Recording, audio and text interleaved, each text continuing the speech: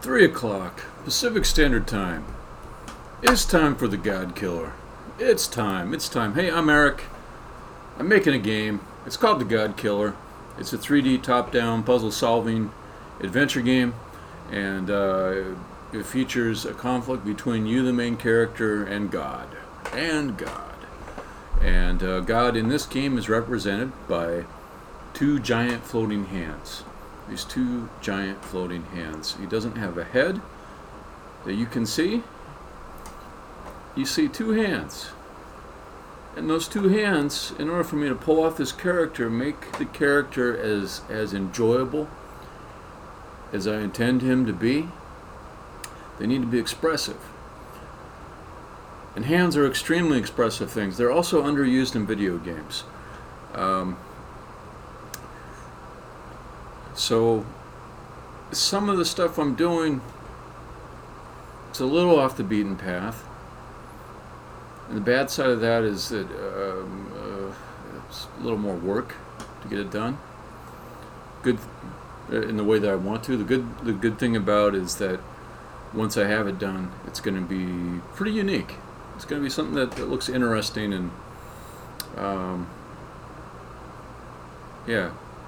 So I went with one approach to start with for getting these hand animations to work, and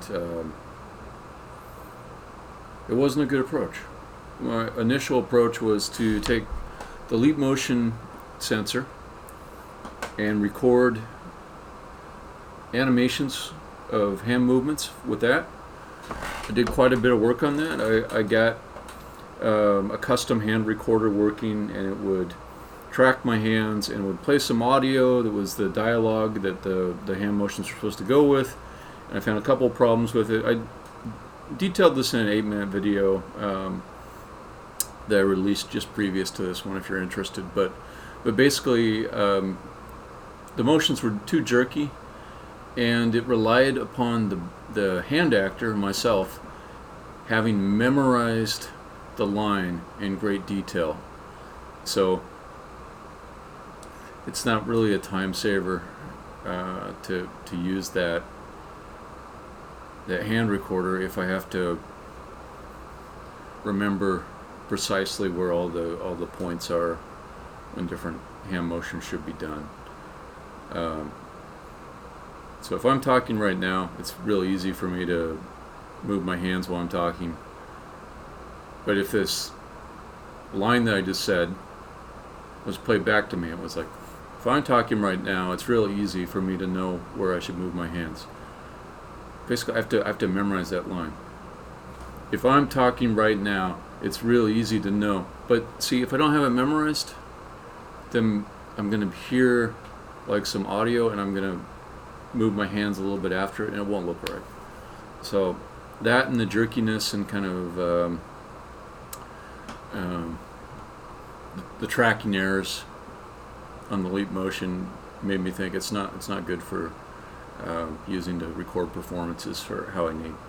If you want to see more specific examples of that, take a look at the previous video I made, which it's short. It's like 7 minutes long or something like that. Okay, but I moved on to a new approach, and it's based upon work that I've done animating hand movements manually. And I think I will show a quick example of some work that I've done before. And I would rather show somebody else's work as like a better example, because I'm not super polished. Like I'd rather show like a Family Guy clip, for example, which was sort of my inspiration for the technique that I used.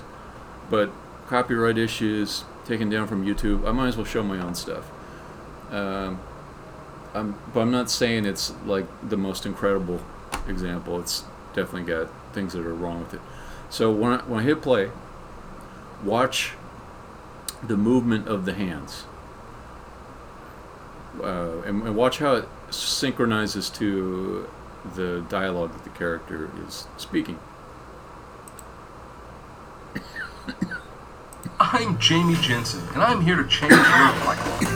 Founder of 3 Fortune 500 companies, advisor to kings and presidents, blues musician, hostage negotiator. These are all things I could easily be. Okay. So basically, it corresponds to certain keywords. So whenever the character says something that's a more important word or has some drama to it, you use that point to add a hand motion. In my case, it's more of a full body motion because I have a full body to animate. But so like right there, he's saying these are the, like he's put emphasis on the word these, and his hand flies up. So basically, there's certain points in the dialogue where it makes sense to have a corresponding gesture that goes along with it. You want to keep up gestures as the character talks. There is sort of a sweet spot to how frequently you want the gestures to occur. Like I was saying, I watched Family Guy to try to get an idea of their technique there. And I noticed they didn't have the character moving all the time. That's something you see like in video game idle animations, where there's a character who's kind of like always sort of moving. And it looks terrible from a storytelling point of view. It's much better to have that animated character have some synchronization with key moments. So I'll play a little bit more. I could easily be at any moment of my choosing. Every goal I set becomes a reality. Do you want to know why? I am always the boss. You should be too. Alright. So that's a little animation I made a while back. By the way, if you like that stuff, I've got some other animations up on my channel. They're towards the bottom of the videos because I've been like flooding that channel with a bunch of live content. So I went back to the drawing board on the hands, and I said they're not going to come from the hand motions, the movements are not going to come from the leap device. So instead I will craft the controls for these hand movements, and I settled on a small set of parameters that can be used to control the hand. I didn't want to use every single thing that I could, so I'll walk through them with you. You can see what's here. So if I go and look at like some other avatars that are bound to hand models, there's some that have like hundreds and hundreds. I should say hundreds and hundreds, maybe 100 different events. For me, I've only got like a dozen. Actually 15. I've got 15. So I can move the hands close to each other or further away. I've got basically on the different axes, I've got movement of rotating these hands.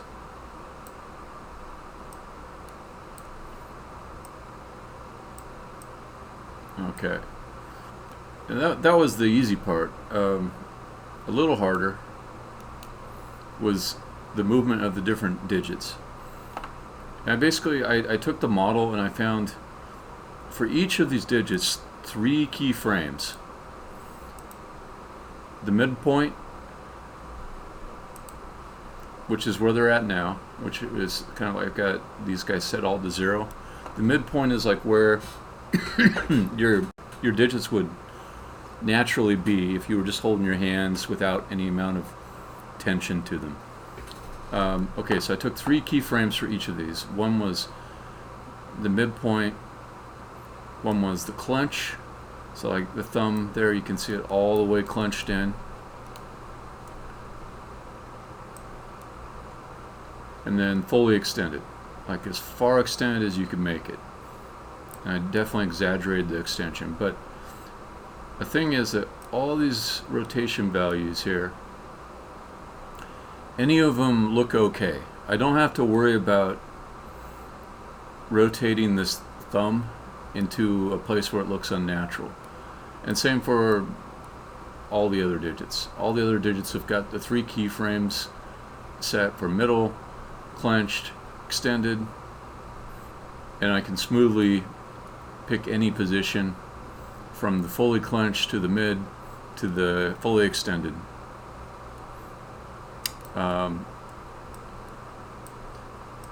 So any of these I can set.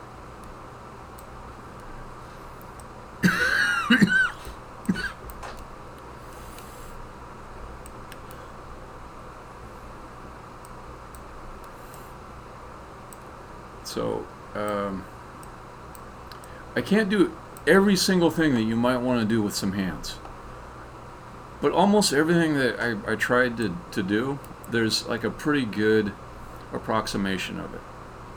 So say I wanted the peace sign. The peace sign is just holding up, or the victory sign you could call it.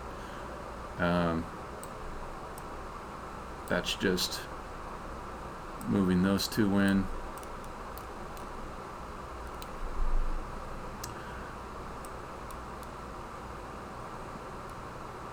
That's basically it there.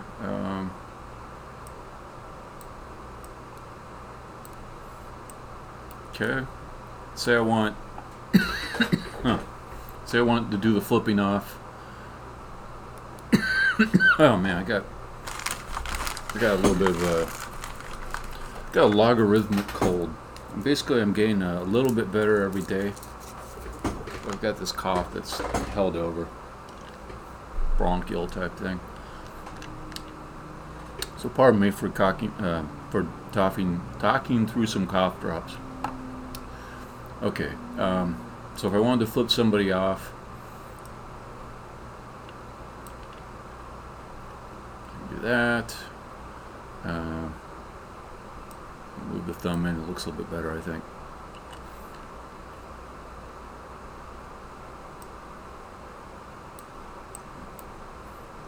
And then to properly flip somebody off, you would rotate it so the palm is upward. Is that true? Yeah. Okay.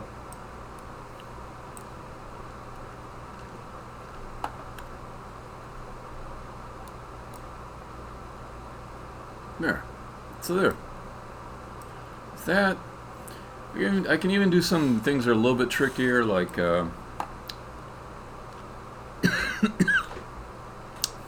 interlaced fingers. That's probably the most difficult thing to do.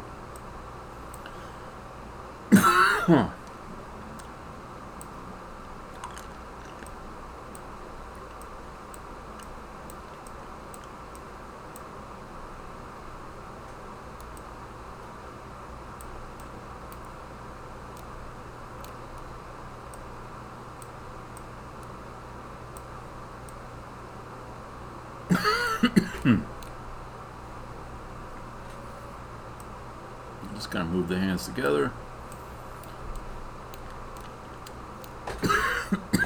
Oh man.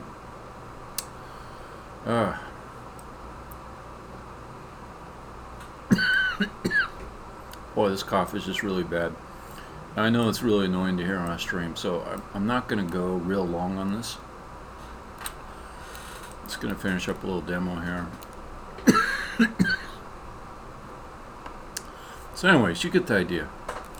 Real easy for me to put together a wide variety of hand motions with this. Now the next thing to create, the next building block on the way to having dialogue that matches up with hand movements are gestures. Gestures are combinations of hand motions, and each hand motion you call it a keyframe. So a snapshot of one position is a keyframe. That's the animation term. So I've got like some already set up. So you can't really see it very well, but I've got a basic interface I created for adding keyframes.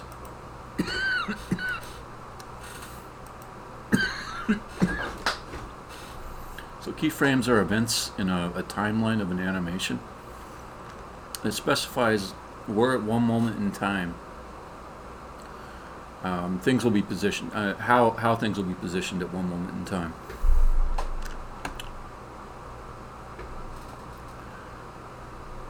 So I've got all that. I need to do a few refinements on the thing that lets me edit the gestures. They'll take a little bit more coding. Then after that, I build up a library of gestures, maybe 20 or so. I've been watching videos of speakers to figure out, some good gestures to use. I watched Winston Churchill earlier today. His hand gestures are just really boring, actually. Not everybody that's a good speaker has good hand gestures. So here's an example of someone whose hand gestures are also not very good. Have far outpaced the instruments of peace. We renew our pledge of support to prevent it from becoming merely a forum for invective, to strengthen its shield of the new and the weak. So John F. Kennedy, most people say he's pretty good at talking, but his hand motions, they're pretty conservative. They're like